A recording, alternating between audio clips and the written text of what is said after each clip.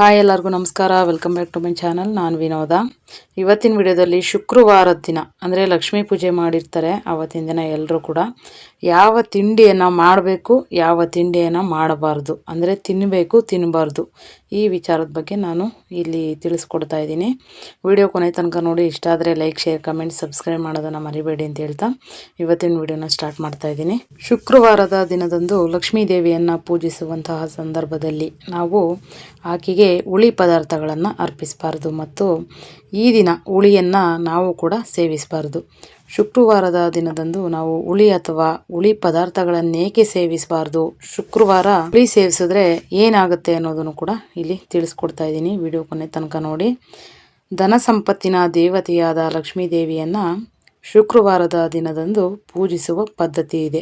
ಶುಕ್ರವಾರದ ದಿನದಂದು ಯಾವ ವ್ಯಕ್ತಿ ಲಕ್ಷ್ಮೀ ದೇವಿಯನ್ನು ಶ್ರದ್ಧಾಭಕ್ತಿಯಿಂದ ಪೂಜಿಸುತ್ತಾನೋ ಹಾಗೂ ಆಕೆಯನ್ನು ಮೆಚ್ಚಿಸುತ್ತಾನೋ ಅವನು ಸಂಪತ್ತು ಸಮೃದ್ಧಿಯ ಒಡೆಯನಾಗುತ್ತಾನೆ ಎಂದು ಹೇಳಲಾಗುತ್ತೆ. ಶುಕ್ರವಾರದ ದಿನದಂದು ಲಕ್ಷ್ಮೀ ದೇವಿಯನ್ನು ಪೂಜಿಸುವಂತಹ ಸಂದರ್ಭದಲ್ಲಿ ಹಸಿರು ಅಥವಾ ಕೆಂಪು ಬಣ್ಣದ ವಸ್ತುಗಳನ್ನು ಹೆಚ್ಚಾಗಿ ಅರ್ಪಿಸುವುದು ಸಂಪ್ರದಾಯ ಆಗಿರುತ್ತೆ.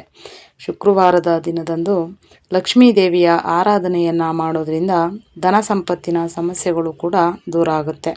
ಮಾತ್ರವಲ್ಲ, ಇನ್ನಿತರ ಅಡೆತಡೆಗಳು ಕೂಡ ದೂರ ಆಗುತ್ತೆ. ಶುಕ್ರವಾರದ ದಿನದಂದು ನಾವು ಮಾಡುವ ಕೆಲವೊಂದು ತಪ್ಪುಗಳು ನಮ್ಮನ್ನು ಜೀವನ ಪರ್ಯಂತ ಹಣಕಾಸಿನ ಸಮಸ್ಯೆಗಳಲ್ಲಿ ಸಿಗಾಕ್ಸ್ಬಿಡುತ್ತೆ.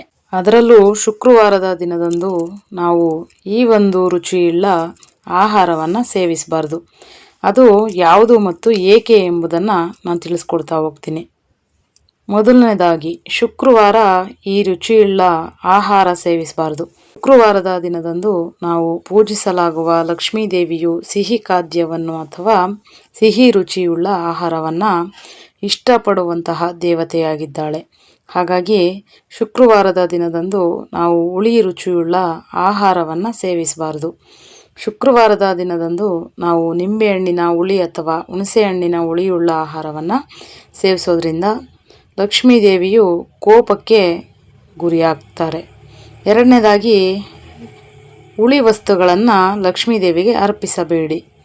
ಶುಕ್ರವಾರವನ್ನು ಸಂಪತ್ತು ಮತ್ತು ಸಮೃದ್ಧಿಯ ದೇವತೆಯಾದ ಮಹಾಲಕ್ಷ್ಮಿಯ ದಿನವೆಂದು ಆಕೆಯ ಆರಾಧನೆಯನ್ನು ಮಾಡಲಾಗುತ್ತೆ. ಲಕ್ಷ್ಮೀ ದೇವಿಯ ಆಶೀರ್ವಾದವನ್ನು ಪಡೆದುಕೊಳ್ಳಲು ಬಯಸೋರು ಶುಕ್ರವಾರದ ದಿನದಂದು ಲಕ್ಷ್ಮೀ ದೇವಿಯನ್ನು ಪೂಜಿಸಬೇಕು ಮತ್ತು ಆಕೆಗೆ ಕುಂಕುಮಾರ್ಚನೆಯನ್ನು ಮಾಡಬೇಕಾಗುತ್ತೆ. ಪೂಜೆಯ ಸಮಯದಲ್ಲಿ ಹುಳಿ ಆಹಾರವನ್ನು ತಪ್ಪಿಸೋದು ಶುಭ ಎಂದು ಹೇಳಲಾಗುತ್ತೆ. ಹುಣಸೆಹಣ್ಣು, ನಿಂಬೆಹಣ್ಣು, ಉಪ್ಪಿನಕಾಯಿ, ವಿನೆಗರು ಮತ್ತು ಕಿತ್ತಳೆ ಇನ್ನೂ ಮುಂತಾದ ಹುಳಿ ಆಹಾರವನ್ನು ಸೇವಿಸದೆ ಭಕ್ತನು ಲಕ್ಷ್ಮೀ ದೇವಿಯನ್ನು ಪೂಜಿಸಿದ್ರೆ ಆಕೆ ಶೀಘ್ರದಲ್ಲೇ ನಿಮ್ಮ ಮನೆ ಮೇಲೆ ಅಥವಾ ನಿಮ್ಮ ಫ್ಯಾಮಿಲಿ ಮೇಲೆ, ಕುಟುಂಬದ ಮೇಲೆ ಸಂತುಷ್ಟಗೊಳ್ತಾಳೆ. ಮೂರನೇದಾಗಿ ನೋಡೋದಾದರೆ, ಹುಳಿಯನ್ನು ತಿನ್ನೋದು ಲಕ್ಷ್ಮೀ ದೇವಿಗೆ ಮಾಡಿದ ಅವಮಾನ ಅಂತ ಹೇಳಲಾಗುತ್ತೆ. ಇನ್ನು ಧಾರ್ಮಿಕವಾಗಿ ನೋಡೋದಾದರೆ, ಹುಳಿ ಆಹಾರಗಳನ್ನು ಸೇವಿಸೋದು ದೇವರಿಗೆ ಅವಮಾನ ಎಂದು ಪರಿಗಣಿಸಲಾಗುತ್ತೆ ಮತ್ತು ಅವು ದೇಹಕ್ಕೆ ಸಕಾರಾತ್ಮಕ ಶಕ್ತಿಯನ್ನು ಪ್ರವೇಶಿಸುವುದನ್ನು ತಡೆಯುತ್ತೆ ಎನ್ನುವ ನಂಬಿಕೆ ಇದೆ. ಉಪವಾಸದ ಪರಿಕಲ್ಪನೆಯು ಇದಕ್ಕೆ ಸಂಬಂಧಿಸಿದೆ.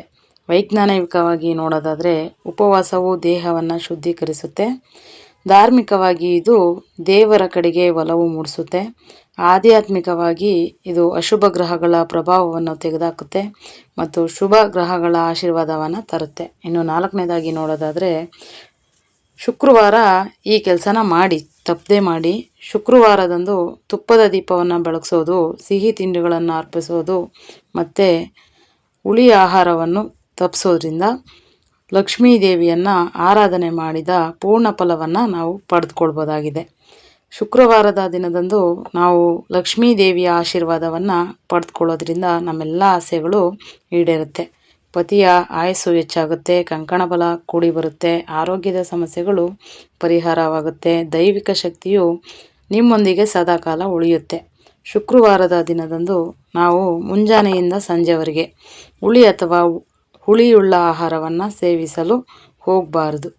ಶುಕ್ರವಾರದ ದಿನದಂದು ನಾವು ಮಿತವಾದ ಸಾತ್ವಿಕ ಗುಣವುಳ್ಳ ಆಹಾರವನ್ನು ಸೇವಿಸಬೇಕಾಗುತ್ತೆ.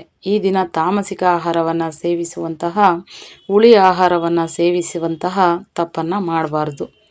ಸ್ನೇಹಿತರೆ, ನೋಡಿದ್ರಲ್ಲ, ಶುಕ್ರವಾರ ಲಕ್ಷ್ಮೀ ಪೂಜೆ ಮಾಡಿರ್ತೀರ, ಯಾವ ಥರ ಆಹಾರನ ನಾವು ಸೇವನೆ ಮಾಡಬೇಕಾಗುತ್ತೆ ಅನ್ನೋದನ್ನು ಈ ವಿಡಿಯೋದಲ್ಲಿ ಸಂಪೂರ್ಣವಾಗಿ ತಿಳಿಸ್ಕೊಟ್ಟಿದ್ದೀನಿ. ವಿಡಿಯೋ ಇಷ್ಟ ಆದರೆ ಲೈಕ್, ಶೇರ್, ಕಮೆಂಟ್, ಸಬ್ಸ್ಕ್ರೈಬ್ ಮಾಡೋದನ್ನು ಮರಿಬೇಡಿ ಅಂತ ಹೇಳ್ತಾ ಇವತ್ತಿನ ವಿಡಿಯೋನ ಎಂಡ್ ಮಾಡ್ತಾಯಿದ್ದೀನಿ. ನಮಸ್ತೆ.